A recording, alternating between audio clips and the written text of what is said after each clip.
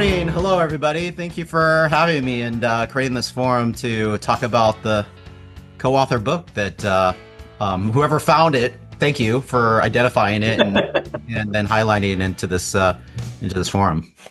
Absolutely. That actually was a recommendation, and it may have been Ben. Do you know if that was Michael that recommended this book?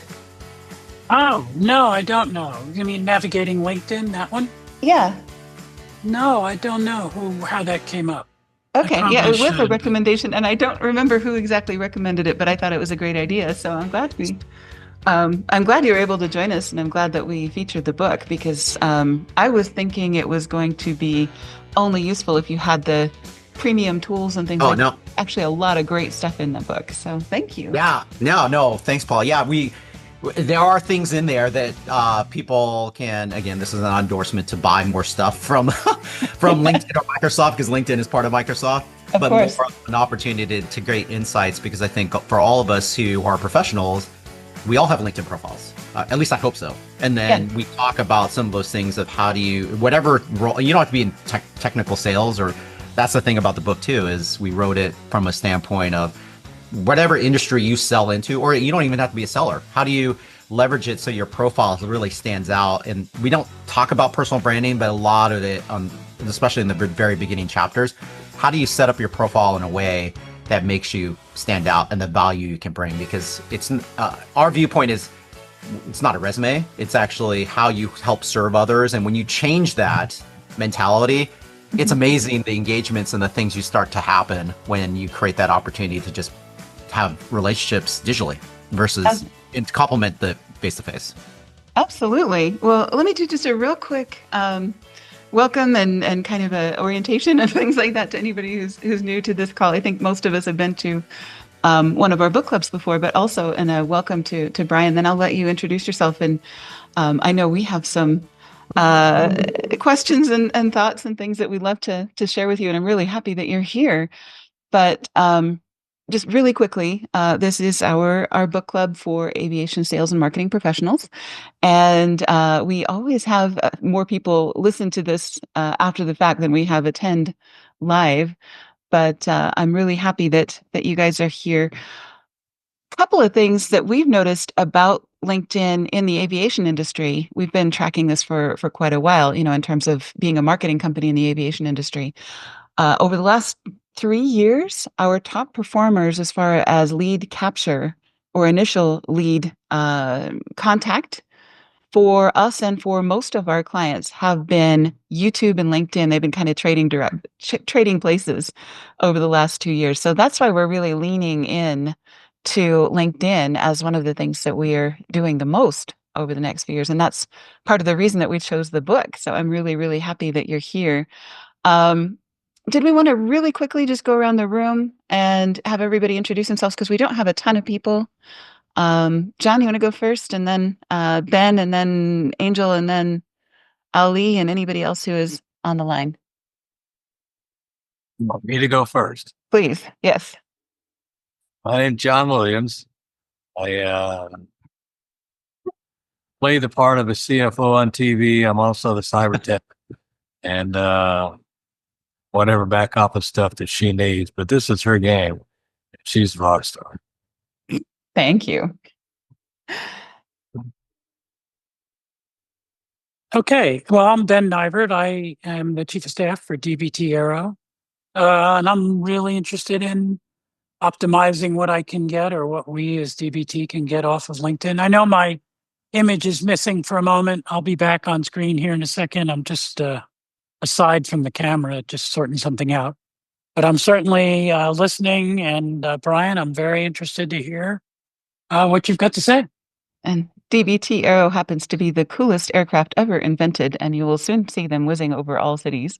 Yeah, if that's a picture in his background for Ben, I mean, that is a pretty, I don't know anything about aviation other than me flying on commercial planes. So that's pretty cool. Right. Well, I can give you an excruciatingly detailed explanation if you'd like one. Another time, Ben. Yeah. That would be great. Angel, did you want to go? Generally, it's fast. That's what you want to. Yeah. Right. Hello everyone. I am Angelica and I work for Paula as her executive, and I'm currently here in the Philippines. And I really like to learn more about LinkedIn since I haven't really dived into it. Yeah. Yeah, thanks, Angelica. So my parents, just so you know, I don't speak Tagalog, but my parents Oh, are the Philippines. They immigrated to the U.S. Before I was born. I'm first generation American. I was born here. So oh, that's good to hear. yeah. Well, welcome.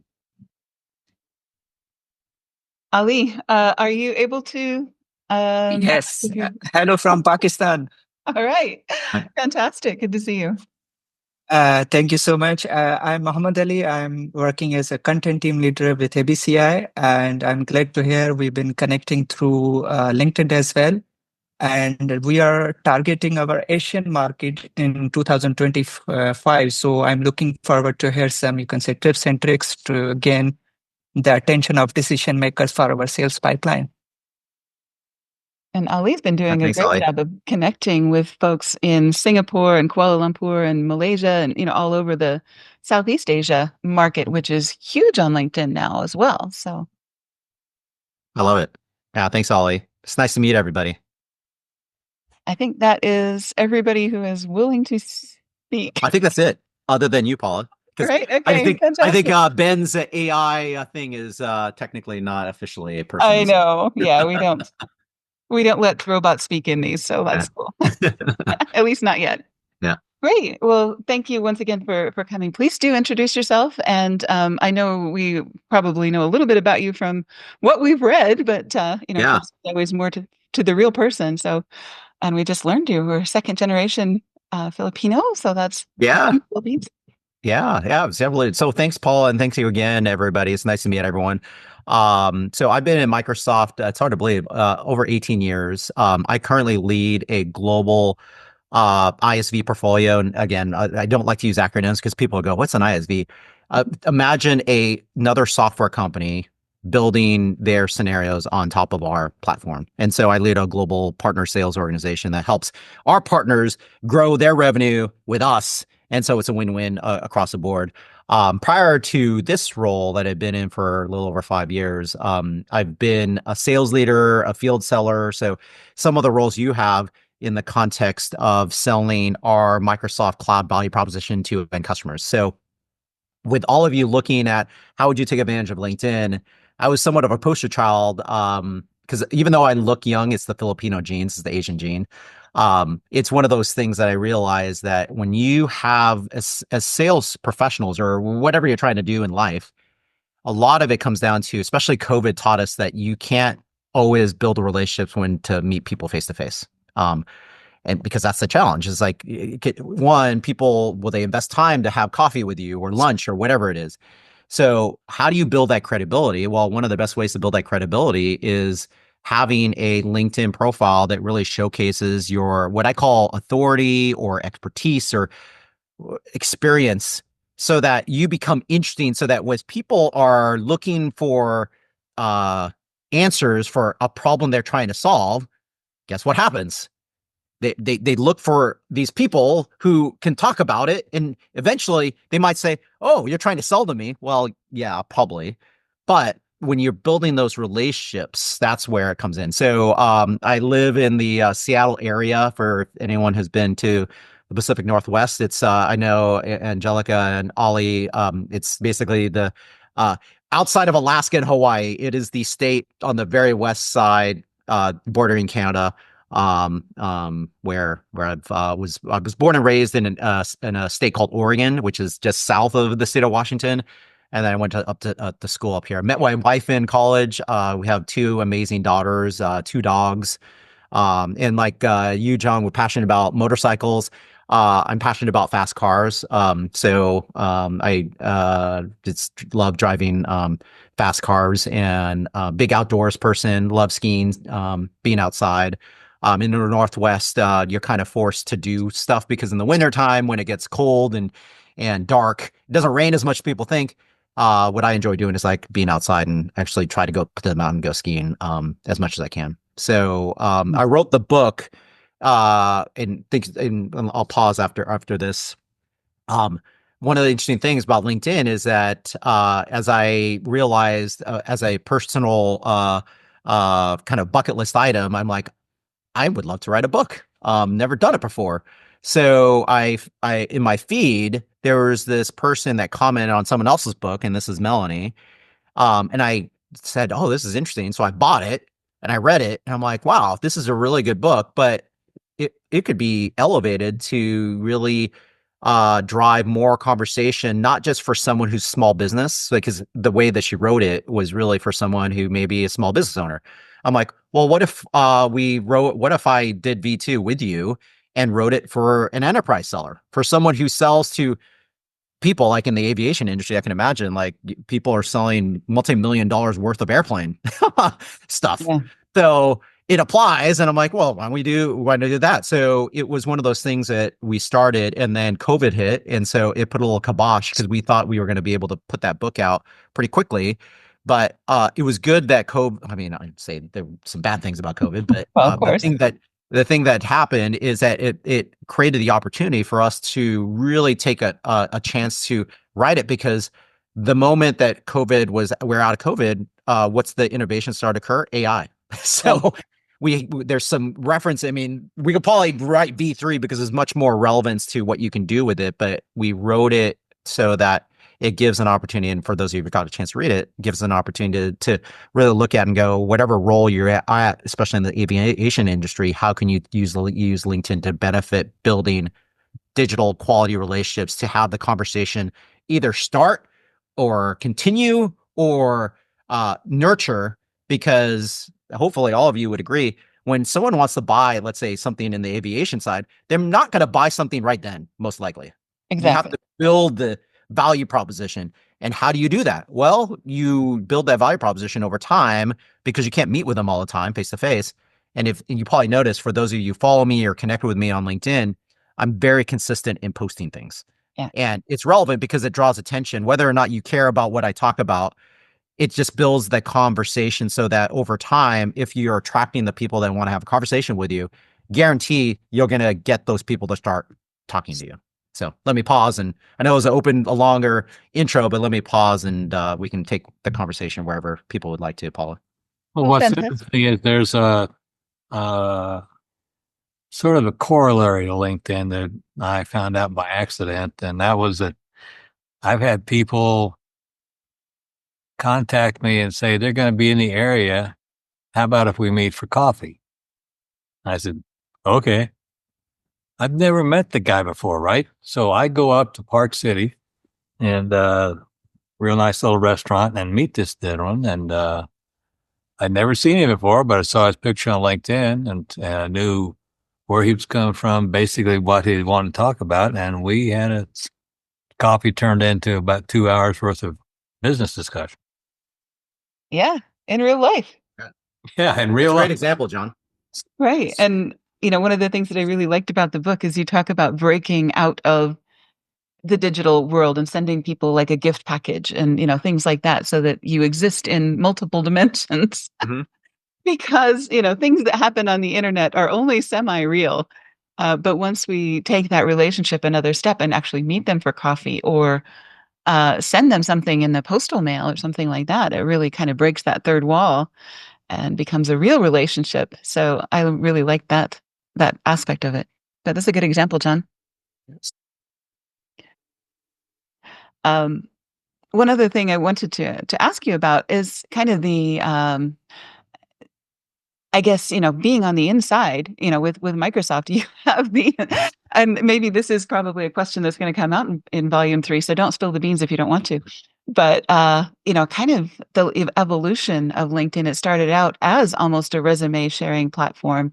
It has evolved into a social network. It is also now interacting in some ways with technology in ways that it never did before, with the Navigator and the intelligence, and I'm sure the Microsoft Copilot and other things are part of that conversation. I don't know if you want to spend any time thinking about where you think it's going, or what we should do to prepare for how LinkedIn's going to change. Yeah, I mean, it's a great question, Paul. I mean, even though LinkedIn is part of Microsoft and not privy to some of the stuff other than me actively utilizing it, Mm. what I would say is that you're spot on. Back in the early 2000s, that's why LinkedIn initially existed. Was it was a job posting opportunity where people can post jobs, but also ensure that hey, you're visible in what you do. And I think indirectly, they also realize, this is a great opportunity for people to have a professional network. Because you look at all the other options out there, outside of I forgot what the software company is in Germany, but in Germany, there's a similar LinkedIn type of scenario solution that's only for the German market. Oh, Everywhere else, you think about it, what else is the professional social platform for people? There isn't one. People would argue, oh, it may be X, formerly Twitter, or maybe like, no, not really. It's not Instagram. It's not TikTok. It's not any of these things. LinkedIn has continued to be that player. I think one of the things that will always be forefront and front and center, especially as we acquired LinkedIn back in the day, because I worked closely with them in my former role and not so much now. But one of the things that will always be top of mind is privacy of information. yeah. So you can imagine, like all of us freely choose to share what we do in a professional environment. For those of you on other platforms, you probably take a little bit more time to lock down what you share because, like family photos or pictures of stuff, you probably don't want other people. Granted, I always tell people, including my kids, I'm like, even if you think people can't see it, guarantee people might see it. So whatever you post publicly, even if you think it's hidden, I'm like, it's probably not going to be hidden. So just be cautious or be thoughtful in it. But I would say from LinkedIn standpoint, one, there's always going to be this high level of scrutiny for ensuring that there's privacy of data. Because otherwise, if certain things about your professional life was used in nefarious ways, people would stop using the platform. And when you think about the monetization of LinkedIn and how LinkedIn makes money, well, it's because people are on it. You have to be on it, consuming content, contributing to content, and all those things. So I think over time, and you've probably noticed it a little bit, as LinkedIn evolves, it's looked at other platforms like they dabbled in stories. So for those of you who are on Insta, for example, you have the ability to create a story where it shows up in your feed for a short period of time and then it goes away. LinkedIn did that and they tested it out and they realized, I'm sure they got feedback that not relevant, and so they took it away. Another good example was there was during COVID, there was this company that grew off like pancakes because it was because everyone was at home. It was what's that? It was basically taking audio and putting it into, like, when you're listening to a radio and you call a radio show and you're put on air. It was the ability to do that. I still have it on my phone? Did I take it away? I can't remember I don't even remember what it's called.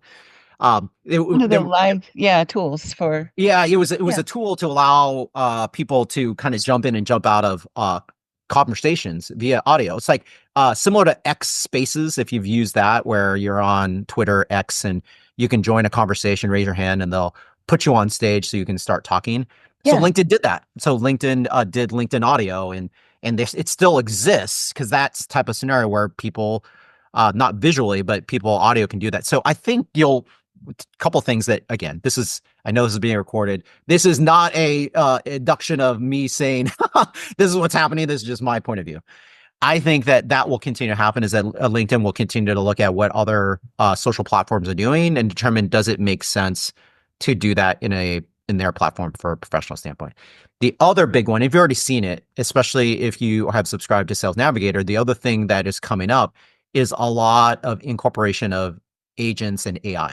So when you think about it, for those of you who subscribe to Sales Navigator, the information is getting more and more rich because LinkedIn is not just consuming stuff in LinkedIn, it's consuming stuff from a whole bunch of places, so that as any of you, like in this case in the aviation industry, if you're targeting a conversation and you go into a person or the company you're trying to sell to, there's a rich set of information that now shows up in the LinkedIn Sales Navigator feed. And let me pull up my Sales Navigator account to remind me the what that detail is. It's lead IQ. I was like, what do we call it? So it basically gets personalized insight to get a lot of information based upon profile information, activity, etc., so that it just makes before you reach out, kind of what you're talking about, John. Hopefully, that person that reached out to you wasn't just a blind, "Hey, you don't know me, but you want to have coffee." It's kind of it's okay if people do that. I take it a step. I usually say, a random person I don't know that well asking me to join for coffee. I'm like, at least add some context. Like, build up that engagement and to say, well, one, who are you? Why would we have this conversation? And put some relevance to it before you actually ask for me to, because we're all busy. And to say, oh, can I just use 30 minutes of your time? I'm like, well, potentially, but like I'm super busy. So all of us are. So really, like, if you want to spend 30 minutes of my time or an hour of my time, it might turn out to be, to your point, John, like it might be a great conversation, but you got to build up that thing. And part of that is because of the engagement. So let me pause again. Ollie, I think I saw your hand raised. Did you have a question or a comment? Well, I was going to say, actually, he did do that. And in his position in the company, they needed marketing. So, and he alluded to that. So there was absolutely no reason not to go meet the gentleman. Good. Yeah. Because sometimes if the CEO of a company reaches out and says, "Hey, John, would you like to have coffee?" Of course you would do that. This is like part of it is like the relevancy of like, oh, the conversation you're having or the title of a person. And you look at their profile. Because what's the first thing that you probably did, John, is when you got that reach out, first thing you probably did is you probably looked at their profile like, who's this person? Yeah. And that's part of it for Paula and all of you. When you read the book, that's why before someone does anything with LinkedIn, I really, but between Melanie and I, we really strongly encourage people to really think about how does your profile stand out so it's a resource, not a resume. Because at the end of the day, yes, I mean, if you're looking for a job, having your LinkedIn profile show up as what you do is good, but to elevate it to a conversation to where you can build digital relationships and scale and really have some really interesting conversations, you turn it to a resource. And then that's when all of a sudden things that you're passionate about, not just at work, but things outside of it, you'll start to get people reaching out to you for very interesting things, speaking engagements, book types of conversations, etc. And that's, in my opinion, that's what it's about, is using LinkedIn to navigate, and not just for selling, but being able to create these engagements. So let me pause. Ollie, did you want to come off me and ask a question? Yes, you talked about the Sales Navigator. So people have seen, and in my experience, I also use Sales Navigator to generate the most of the leads. But what are the most overlooked and impactful features of Sales Navigator you have seen for and recommended to us to make best use of it? Yeah, gosh, there's quite a number of capabilities and things. I'll just say a couple things that I always recommend that are things that people should be doing. I think one, first and foremost, people just utilize Sales Navigator similar to LinkedIn, where they just type in a name and they start using that. That's good. But then how much value you're getting versus just free LinkedIn? The biggest thing that I encourage people to do is utilize the filters. And when you are trying to go after a target conversation, especially let's say in aviation where you're targeting a company, going into all the employees and start doing filterings on different things. And I'll give you a perfect example. This may not apply in aviation, but in software like Microsoft applies super well, because especially at the size Microsoft is. So most often than not, in my various selling roles, even in my partner sales role today, leading a team, the best thing you can do is like when you're trying to go into a new organization, first thing I tell people to do, because Microsoft is so big and we have so many current and former employees that go to different places, first thing I tell people to do is utilize Sales Navigator. And could you do this in LinkedIn, free LinkedIn? It's tricky. It's harder because the filtering isn't there. In Sales Navigator, you can go in and you can pull up a lead filter and say, show me at this company, show me all the people who used to work at Microsoft. It is surprising how big that list is. And then all of a sudden, all the people go, well, Brian, why would I care? Why is that beneficial? I'm like, well, it's because all these people, unless they left on bad terms, you're going to reach out to those people and say, they're going to go, oh, current Microsoft employee, I'm a former Microsoft employee. Of course I want to have a conversation with you. Yeah. Personal experience. I use that all the time, and I tell people like that's one way to do it, and it works because former Microsoft people, unless they were disgruntled and left on bad terms, they'll want to talk to a current Microsoft employee. So, are they the right person to talk to about what you're trying to do? Maybe not, but what do? They know the organization. They know they can help you navigate. So that in itself is a good one. Then the other things are the commonalities, and that's what is hugely valuable in LinkedIn. Like when we're building relationships with any one of you, and I'll just use John as an example because I see this beautiful motorcycle. I don't ride a motorcycle myself, but the one thing about building relationships with people is that you kind of find what they're passionate about. What are their areas that they care about? It's all different. Like some people like motorcycles, some people like fast cars, some people like cooking, some people like traveling. You will be it's so interesting because LinkedIn gives you the ability to kind of filter on certain things and you get those commonalities so that when you go reach out, you can start with a point of view. And that's the one thing I always tell people, never start a cold conversation. It's terrible. Yeah. Well, it's not terrible, but one of the things that happens, especially in this age, is that when the example I always give is how often when your cell phone rings and you see a number that is random, you've never seen it before, how many people pick up? Yeah. I very rarely see anyone. I never do. Like that always goes to voicemail. And now with Apple, I use an Apple device. You can now hit voicemail. And before I pick up the phone, of course, if someone's going to leave a voicemail, you can see it transcribe. And the moment I see it transcribe in the first sentence, it's a scam call. It's a solicitor or whatever. And I ignore it. Or they don't leave a message. Then I know, okay, wasn't important.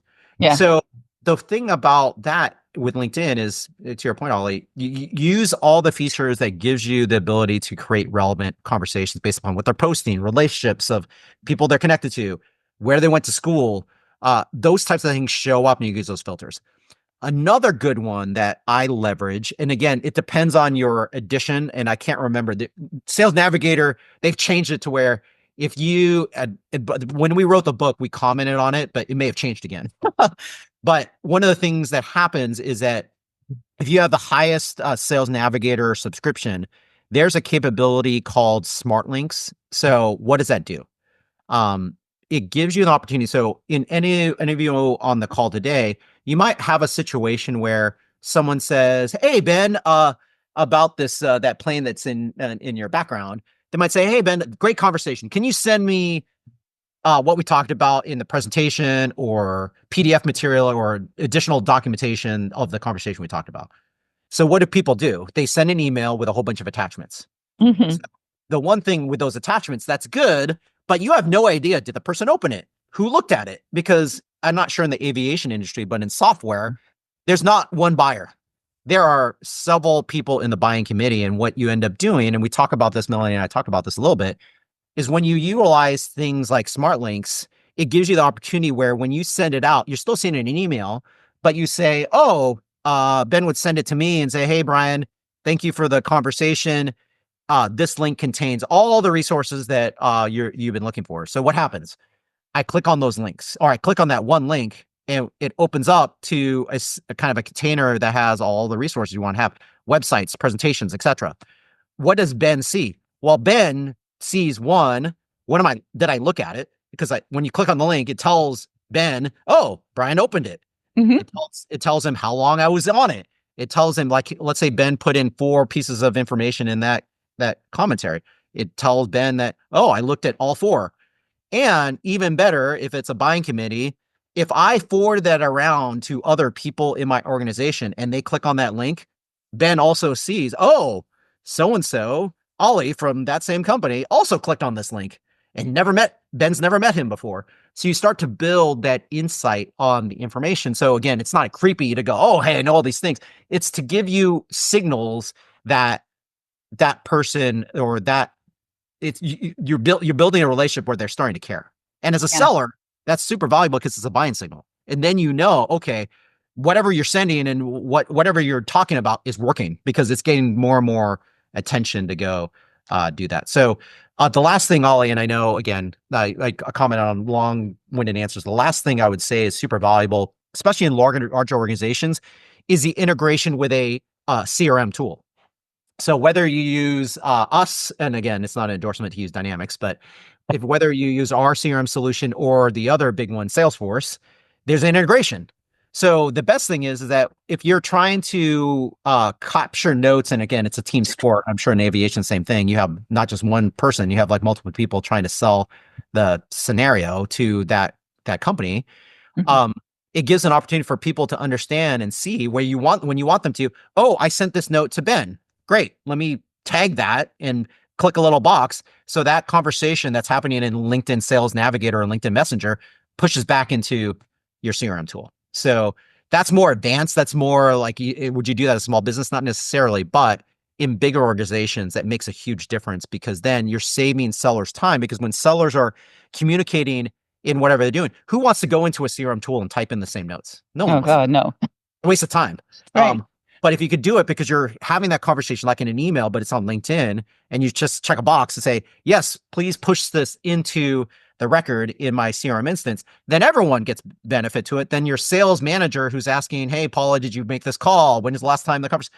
That all goes away because they see it. They see all that information without you doing that much, because you're already having that conversation. So absolutely. yeah, let me pause again. Hopefully all of that gave you, I mean, it's probably a ton of other things that I'm not thinking about yet, but those are things that I always tell people that huge advantages to using Sales Navigator. Absolutely. Thanks much. Thank you. Yep. I think in aviation, we have the longest sales cycle that exists on the planet, other than maybe commercial real estate. So, you're absolutely right. Infiltrating large organizations, people leaving one airline, going to another, they follow people rather than following companies. All of that is a huge, huge deal. One thing I've noticed, and, this is maybe something you could comment on, is that personal profiles get a whole lot more attention than company profiles. And so I don't know if you have, since we're a marketing company, we often create and post materials, or we ghostwrite materials for individuals, but we most often create materials for companies to publish, on LinkedIn and so on. I don't know if you have any advice for us or for companies that are looking to maybe share materials among all of their salespeople or their whole sales team, that kind of thing. Yeah. So no, great question, Paula, because the one thing that Microsoft did as well, or scale through other organizations, is when you have a message you want to send, the best thing to do is that it coming from a company profile, like when you pulled me in to this amazing group, of course, that came from not just you, that came from the ABC or something. It came from the company page of some sort. Yeah. So there are tools out there that I think they call it employee advocacy and employee engagement. So that's one thing. So LinkedIn out of the box has something that allows you to, I'm not sure if it's paid for it again or not, but if you create a company page, there's something that allows a setup, at least there was one, and we were using it, that on LinkedIn, when you create that company page, there only employees of that company would see another tab that has curated content for employees to amplify. Yeah. So I always tell people that's great to do that, but you got to be cautious, because what employees tend to do is they just hit repost or without saying anything. And that's a start. That you want to get that going and get the engine going. But when you think about any type of selling engagement, particularly, it's about building relationships. People just don't want to be regurgitated something that they would get anyway. Yeah. What I encourage people to do when employees try to amplify information, the best thing that person can do to build authority, to build the credibility, build the relationships, is if John's going to repost something from his company, it should come from his voice, and not to change up the messaging. Like there's a reason why communication people do what they do, because they're trying to get the right message across. And I don't disagree with that. Of course, for privacy or security, there's certain things that you don't want to mainly change around. But the way that it's worded and phrased, when someone reads something, especially when someone posts something on LinkedIn, they know it's me, because they've seen how I write. They've seen, especially if they've met me before, they kind of know what I talk about. So they'll know and spot out, oh, Brian didn't say that. Someone else said that, because that's not him. So that's where I would say, Paul, is that it's great to get more and more employees to engage. But the critical thing is, one, be authentic in that conversation. And then the other is being able to just have people across the board engage with it, especially at an executive level. And that's the other thing that's sometimes hard, because you have executives that weren't born and raised in the digital era. So they're a little bit more old school. And I can't comment in aviation. I suspect maybe it's that, because in software, a lot of the CEOs, they're a little, even if they're older, they're a little bit, they have to stay on top of different things. So they're more apt to go do it. I know in other industries, less so. And it's interesting because you think about, if you're the CEO of company XYZ, you're kind of the vocal talking head of your company.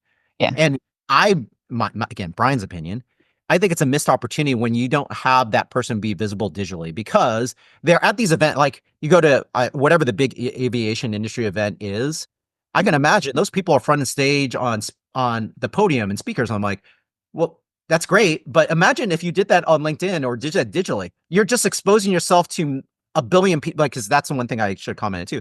LinkedIn has 1 billion members on it. Yeah. 1 billion.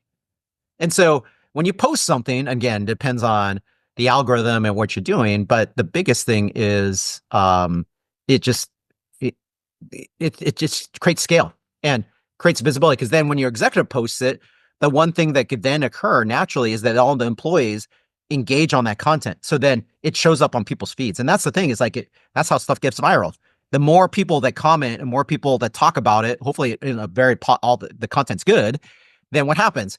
When someone comments on that, all those people, like if you have 5 people in your network or 1,000 people or 20,000 people, all those people see it. And then if they see it, they might comment, and then you know how that goes. That's just free marketing. That doesn't cost anything. That's just organic, authentic conversation. And that's where that stuff can come in, Paula. Fantastic. Ben or Angel, I wanted to hold some space for you guys. If you had any questions or anything you wanted to mention, and then John will come back to you. I'm sorry. Yeah. Angel, did you want to go first or should I? I got a question. No, I'm good. You go, Ben. Oh. I was wondering how you're very, just coincidentally, sounds like you're really passionate about LinkedIn and using it. So I'm wondering how you use it personally or in your business. How do you change that passion into action? Yeah. Well, part of it is through stuff like this, Ben, because I mean, when I get an opportunity to talk about the book, I mean, a lot of it, people have asked me on different things.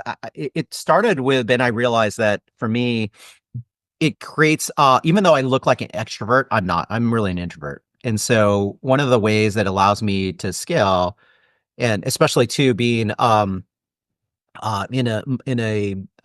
dominated market that doesn't have a lot of Filipinos, and you might be relate to this. It's hard because my voice kind of gets drowned out because I'm surrounded by other people that are, and again, it's not offense to anyone, but like our industry is very dominated by white males. And so for me, my voice comes out through the way I share stuff because it gives my ability to talk about stuff. And so one of the things, I'll give you a perfect example, Ben. So I decided when LinkedIn, one of the features, and this is not Sales Navigator, this is just free link, a feature that if you, there's certain parameters on your LinkedIn profile you have to get, but once you do that, you can start creating a newsletter. So what I do every Friday is I'm on edition 190 something. So I've done it consistently for the past like almost 3 years. So every Friday I send a newsletter out. It's basically called Thank Goodness It's Friday. And every Friday morning it comes out like clockwork. And why? Well, part of it is that, again, building relationships with people.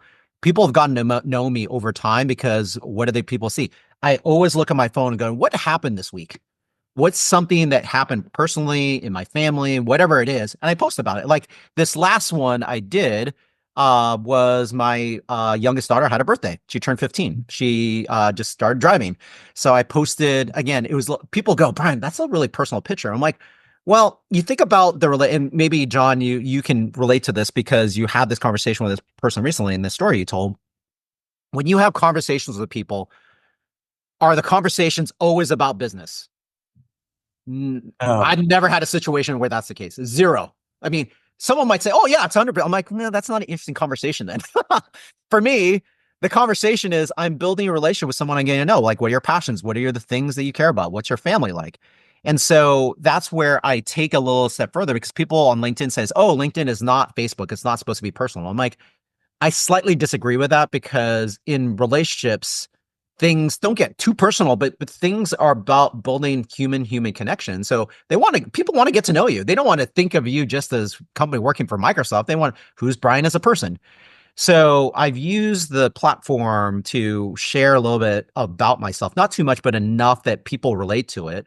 And then on the newsletter, I then incorporate something that's very specific about the area I'm in: partnerships, AI, ISV stuff, leadership, because I'm a people leader here at Microsoft. I really care about growing people's careers. I really care about managing. I didn't become a people leader just for a title or money. I did it because I personally care about people's careers.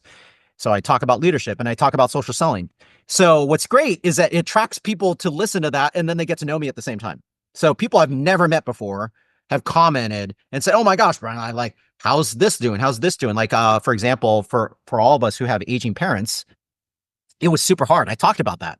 My parents, unfortunately, my mom has Alzheimer's and dementia.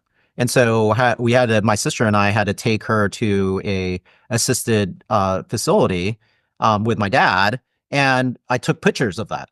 I mean, not too Wow. deep, and talked about that type of stuff. And so, guess what? Like, the number of people that I know or don't know that came and said, "Oh my gosh, Brian, thank you for sharing your story." Like, I'm going through the exact same thing. Yeah. Like, because that happens. Like, so at the end of the day, Ben, like, I've utilized LinkedIn for one, it creates personal engagement with people, and it creates these opportunities. Like when Paula, whoever reached out to me, because that's why I asked about, like, how'd you uncover the book? It creates these opportunities to do that. And earlier this year, granted, it's a side gig that I have, and I don't do it to make money, but I got my first speaking engagement because someone saw me, didn't know me, who's Filipino, saw me present and said, "Hey, Brian, I belong to a marketing committee. I would love to have you talk about LinkedIn for marketers, and we'll pay you." I'm like, "Okay, great." Fantastic. Fantastic. So again, I think it's how you want to use it. The goal is for LinkedIn, anyone's use of it is going to be different. And I think once you understand how you want to leverage it to advance your personal career, build relationships, all that stuff, it's going to then naturally do it. But the one thing that we talk about in the book, if you're going to go in and start utilizing LinkedIn, not just you have to think about your profile, you have to be consistent about it. Because for people who use LinkedIn, and this is evident where, like, unfortunately in the software industry, there's been a ton of layoffs, just like ups and downs and all that stuff. Unfortunately, I see people who get laid off and then they go on LinkedIn and they try to activate their network. Yeah. And I try to help them, but in behind the scenes, I think about, like, oh, geez, they're trying to activate a network. They've never said anything for the past 2 years. And I look at that activity. The last time someone posted or they posted before they got laid off was 2 years ago. And you can imagine, like, right? It's hard because all of a sudden they're asking for help and they didn't nurture the relation. That's like think about your own personal life, and you think about a relative or someone that you haven't talked to like years, and they say, "Hey, I'd love to reconnect." That's great, but it's just like, I haven't talked to you in like 5 years. So it kind of takes you off guard. But if you build that relationship and you have someone that is consistently engaging with you, you stay top of mind. And that's, again, it nurtures that relationship over time, whether it's personal or professional. So hopefully that answers your question, Ben. I know there's maybe long-winded, but. No, it's good. Thank you. Well, I asked how you personally use it, so I expected you to tell me something. Yeah. I mean, can't argue with that, can I? Yeah. I actually love that you shared about your daughter, because if someone has had teenagers, I mean, and this is just one of the ways that connection works. If someone has had teenagers, then suddenly I know that this is a person that has patience and perseverance and has a certain depth of character that other people don't have. And so that tells me something that makes me feel like I can relate to you in a different way than somebody who's maybe really, really young and hasn't had that experience. So, yeah, I mean, it is personal, but it's also makes me feel, I felt this warm, fuzzy feeling of this is going to be a great conversation because this is somebody who's has some life experience, and this is somebody who has been through some fires, because they have a 15-year-old, so that's a thing. And yeah. Yeah, no, thanks, Paul. It's relatability because I think as parents, or if you have kids or whatever you're going through, it just, to your point, it creates that relatability. So when you do talk, then all of a sudden people can reference it. And that's what happens. Even executives who I've met and built those relationships with over time, when I meet them face to face in an event or something, they always reference it. It's like, hey, and it's great because that validates that the people are actually seeing it. And the reason why they're seeing it is because I'm consistent. It's every Friday. And it's kind of like your favorite news show or your favorite cartoon. Like, granted, I'm dating myself, but as a kid, I always woke up Saturday mornings and watch my favorite cartoons. And so it's the same thing. It's something to look forward to. And so builds that anticipation because so many executives have read it, a comment. It's like, hey, Brian, I look forward to your thing every Friday because it makes me smile because I get a sense for what's happening. And well, it's not just what's happening in my life, but it's relevant because these executives are staying in relevance to me because what I comment on the professional level, partnerships, what's happening at Microsoft, useful links for them to consume. They get value out of that because they're not asking for it, but it's consistent because they know exactly. It's kind of like a news show that you watch maybe every whatever that consistency is. You know what you're going to get. And that's, I think, also helpful. And the one thing I would say that's in the book for all of you and anyone who might listen to this transcript is that as you're building the relationships and you've done some of the things that we talked about in the book, that one thing that's super important to build this engagement is that you have to send personalized connections with the people that you want to build those connections with. Because too often than not, even seeing it at Microsoft, people, and I'm always shocked. I'm like, gosh, you just left that meeting. Did you send a LinkedIn connection request to those people? No, why would I? I'm like, well, why wouldn't you? Because don't you want to stay connected with them? Don't you want to continue those relationships? Because when it's just like, well, Brian, I just met them face to face. I'm going to meet them again in 2 weeks. I'm like, yeah, that's great. But what happens in between those 2 weeks? And makes them pause going, what do you mean? I'm like, well, when you meet those people and you send a personalized connection request, and it's as simple as, hey, John, it was nice to meet you. Enjoyed the conversation we had on this Zoom meeting. Would love to stay digitally connected. Super simple, offers a little bit of context. They're going to remember that. And then all of a sudden we are connected. And then what happens? When you post, and that's why the consistency, when you start to share stuff or they share stuff, you see it. And so you can then continue that engagement digitally. And so it maintains that engagement. So over time, you remain top of mind so that when they do make a decision, especially to your point, Paul, about the aviation industry, and it takes so long, guess what happens? When they do make that decision or get closer to it, they're going to remember you because you're constantly showing up in their feed. Well, assuming that they're using LinkedIn. If they aren't using LinkedIn, that's a different story. But most professionals that I've witnessed, they're on it in some form or fashion. And when they do get on it, of course, the algorithm is going to show the people that are engaging, the people that are showing up. And that's who you want to be. You want to be that person constantly showing up in the feed so that it creates curiosity so that when they do make a decision to buy a plane or buy whatever, they're going to go, oh, I need to talk to John. I need to talk to Ben. I need to talk to Ollie. I need to talk to Paula, Angelica, etc. Yeah. Ali and John, I think you both had your hand raised. What do you want to? Yes, I have a final question. If you concise it in a short way, it will be totally fine. I know we can say, consume a couple of minutes.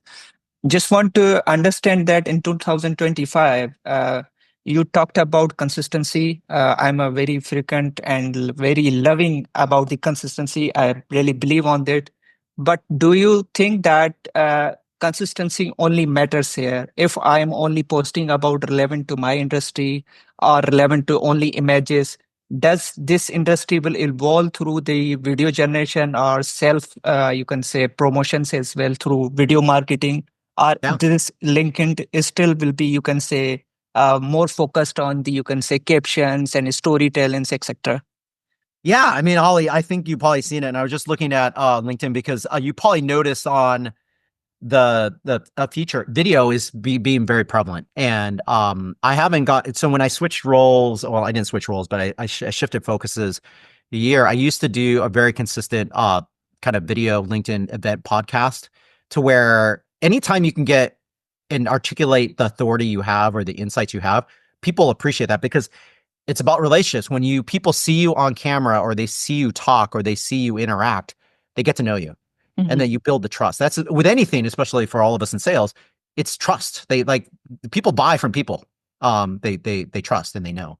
And so when you think about 2025 and how you think about Ollie, yes, absolutely. Like, if there's ways that you can articulate your passion and the things that you have expertise about, or things that you talk about, sometimes that could also consist of you pulling in together. Let's say you have a great customer of yours, or someone that's similar to you in your industry, and you create the conversation between two people. That is so powerful, because then it's authentic. Like, if for anyone who listens to podcasts, it's so interesting because the guests in the conversation makes it really relevant, because it's authentic. It's not scripted. Well, most of them are not.